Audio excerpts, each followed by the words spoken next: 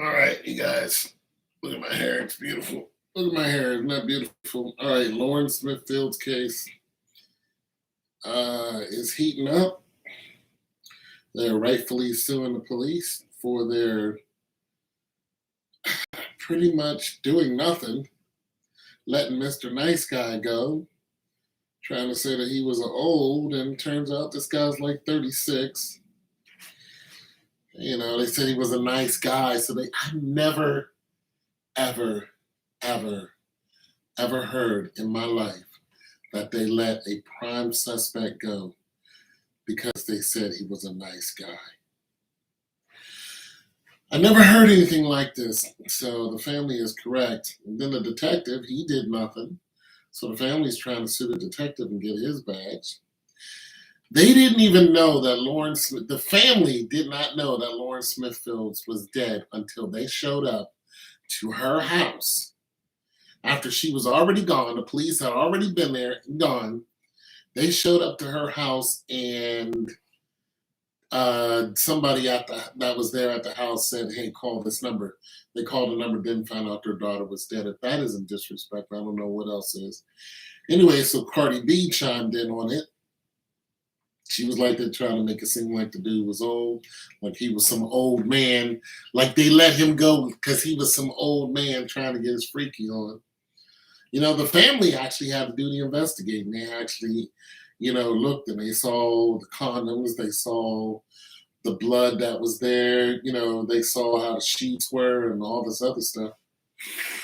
And they didn't get any information from Matthew or whatever the guy's name was, uh, who was Mr. Nice Guy, but they eventually found out where he lived. And the guy he isn't talking to the news or nothing like that.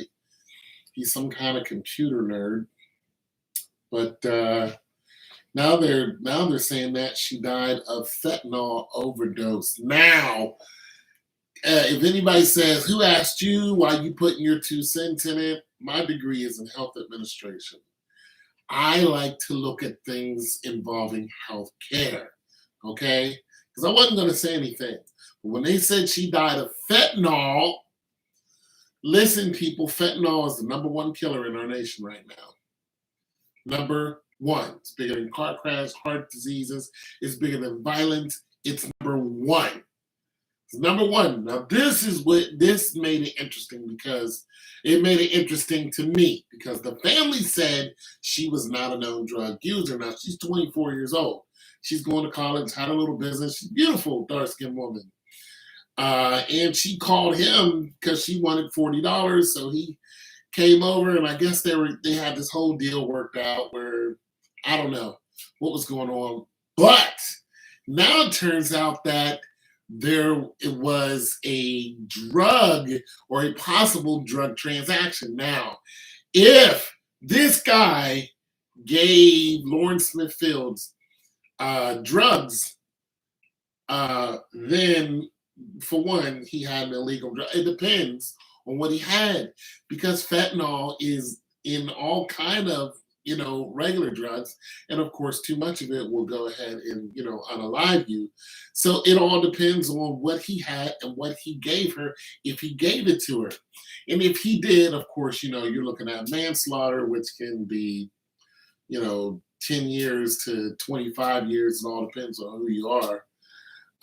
So and I think at the end of this case, we're going to find out that this guy is guilty 100%.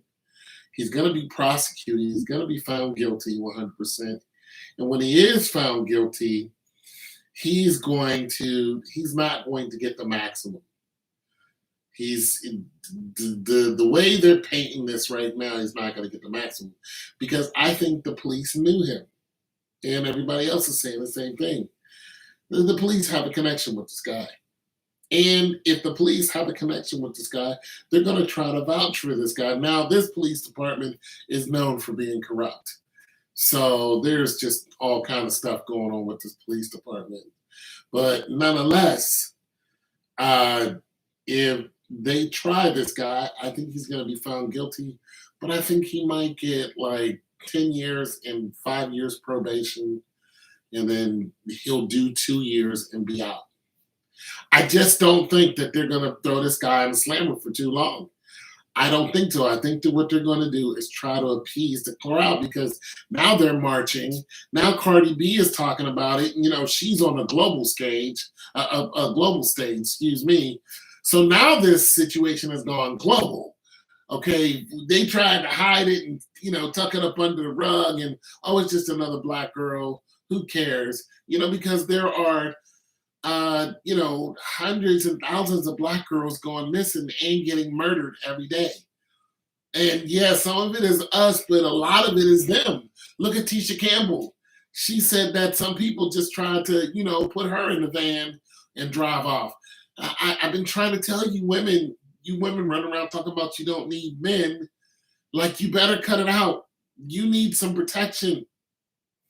There's another video on World Star where this guy, he's in India, but he had a child in a suitcase and he got caught, but nonetheless, I'm trying to tell you that the world is coming for it. Look at how old is Tisha Campbell?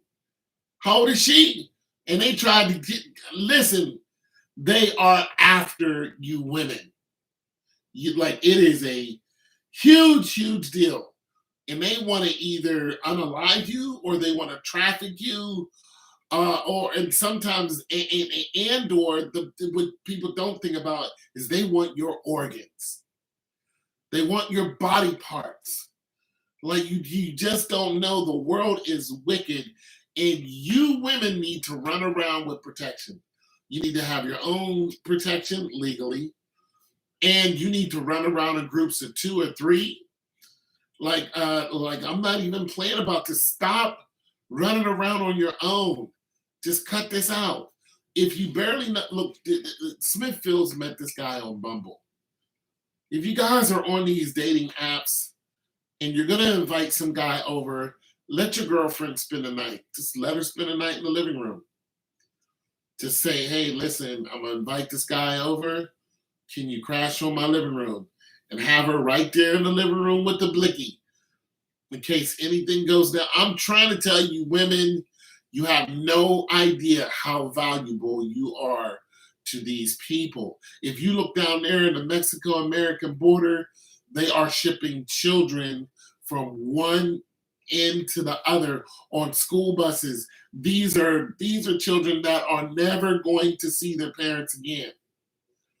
You go to anywhere in the world right now, they're doing this from knee-high to butterfly on up to adults.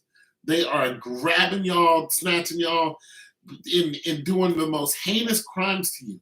And sometimes they're just, making you sick and just knocking you off. And, they're using drugs to look at the world does not like you women. You feminists that are screaming you want equal this, that, and the third, you have no idea what you're up against. The more you try to knock men down and say you don't need the man's protection, the more women that are in trouble. You feminists are the enemy. You really are. Cut out this nonsense. There should be a whole group of women saying we love men. We need our men. We're going to treat our men good. We are our husbands. We love our husbands very much. We're going to stand. Don't come around our husbands with the nonsense. We don't want to hear any feminist rhetoric. We don't have any feminine friends that are dangerous feminists that are trying to cut down men. We don't want our men tied up in the court systems. We're not. We need our men. And I can just tell you some stories just with me dating of women talking about how they need men. They're talking about how they need our muscles. I'm trying to tell you, you women are in trouble. You're in big trouble. And you need men to help you out because you black women especially are losing your lives running around here thinking that you're okay by yourself. Especially if you're beautiful. You are a target. You are a target for angry men who have no love for you whatsoever. And this is one of those cases what I've been talking about.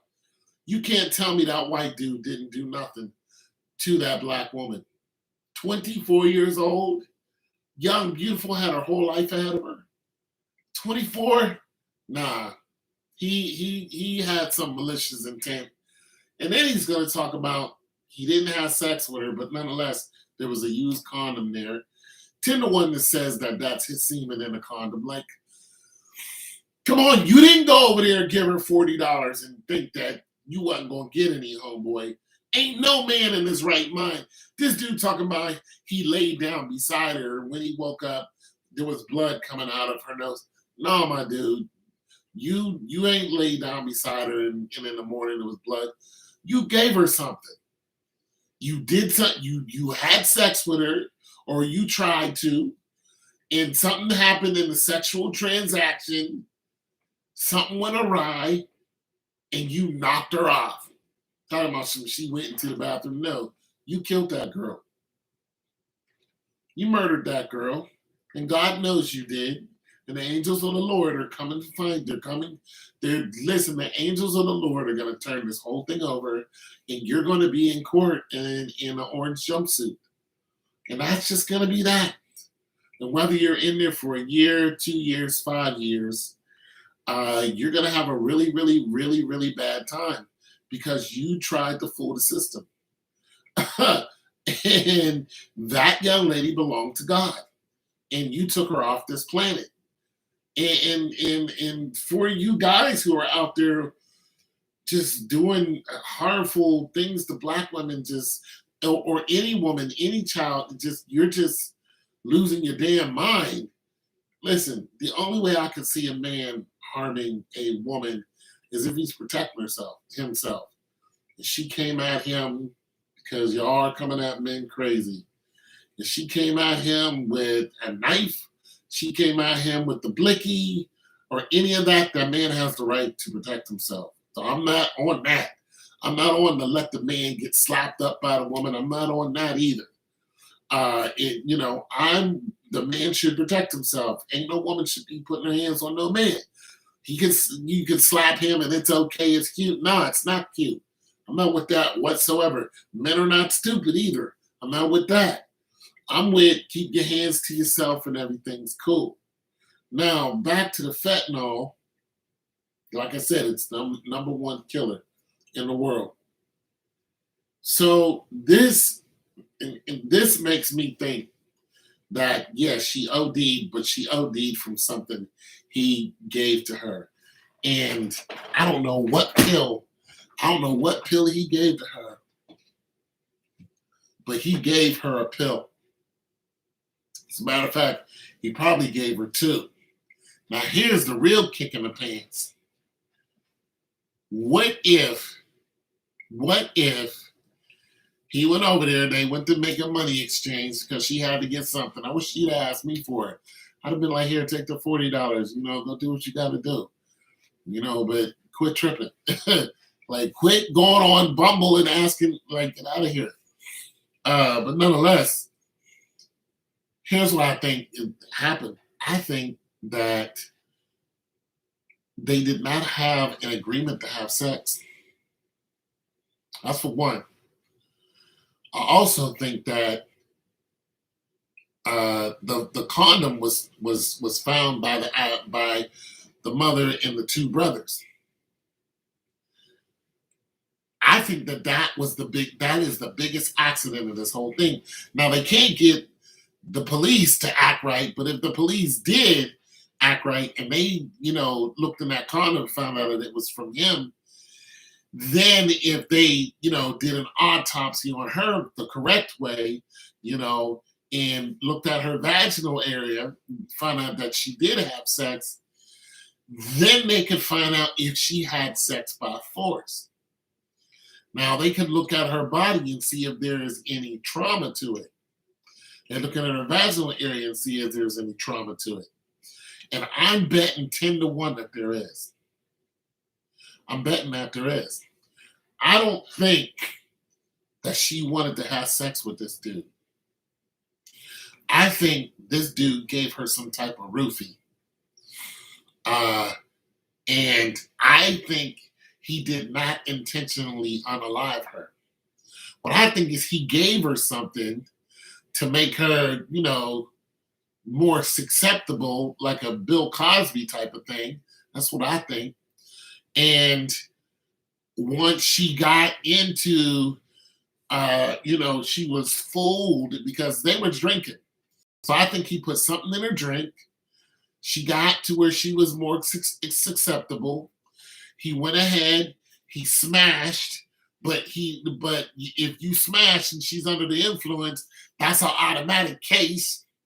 I think he went ahead and smashed, and after and then after he smashed, he probably smashed in the morning. I don't know, but whatever time he did, after he got done, Honey went ahead and went into the bathroom, threw up or whatever, and then came back and she was laid out after that. I think whatever this did made her sleepy, and it put her out of her mind, but it also made her sick. That's why she was in the bathroom throwing up. Whatever he put into her system in that drink, she threw that stuff back up. That's what she did, but it's still in her blood, so they should be able to tell. And I think she went in the bathroom, threw up, after they got done smashing, and her still being loopy and out of it, she laid back down, sick as heck. She was holding her stomach, and while she was out, he was probably, laying, contemplating or whatever. I don't know, but they said he got up out of there around 6 or whatever in the morning. So I just think he just laid there to make sure, I don't know if he knew whatever she had in her was going to kill her, but I think he knows that whatever he put in her had the potential to kill her. I think that's what he was waiting on. As a matter of fact, I think she'd been dead. I don't think she died early in the morning.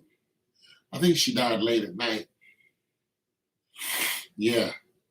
I think once she came back from the bathroom, she laid down and died.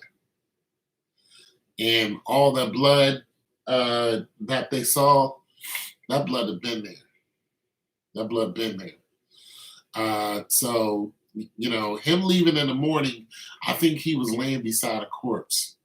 And he knew he was laying beside a corpse. And he was trying to figure out what he was going to do. So once 5-0, now he's the one that called 5-0, right? And 5-0 said that he looked like he was nervous. He looked like he was nervous. He was visibly shaking. Yeah, he's nervous and he's visibly shaking because he's guilty as hell. He guilty as hell. And them saying, oh, he's just a nice guy. No, see, him calling the police, he called the police because he knew the police. He didn't call the police out of her well-being, or he would have called the police when she was first sick. He didn't call the police when she got sick. And like I said, whatever he gave her, he knows it had the potential to kill her. He knew when she died. He just laid there. He knew when she died. Listen, if somebody is dying from being OD'd, you know that they're in trouble, especially if you watch the whole event happen. He knew she was dying, and he let her die. He could have called the ambulance when he seen her go into the bathroom sick, and then come back out holding her stomach. When he seen blood coming out of her nose, he could have did that. He could have been like, "Yo, 911, Honey Bear over here is in trouble. She's sick. She drank this, that." No, that's not what he did. That's not what he did. He watched that woman die. And that's it. And that's all. And we know that's what he did. This dude is a criminal. And I'm going to tell you something else. You might find out that this guy has done this before. And I don't care whatever comes out about the story. This is what I think at this point. I think he put something in her drink. And I think he watched her die. And I'm not exactly sure when he did or didn't have sex with her, because he could have watched her die and then had sex with her. But yeah, but whatever in the case, I don't think she was willing to have sex with him. I don't think that Lauren Smithfield was a prostitute. I think she was just an ordinary, woman, and everybody gets horny. But I don't think the deal was for him to come over and smash. I think it was for him to come over, make a little financial exchange, and then chill for a minute. And he was like, yo, you want something to drink? She was like, yeah, he fixed her drink. And once he fixed her drink, that was it for her. He took the poo nanny, he watched her die, and he didn't call for help. And then when he did call the police in the morning, he called the cops that he knew. He called the cop that he knew. And this is why he wasn't arrested. It's your boy Tone 202. I'm going to bed. Peace.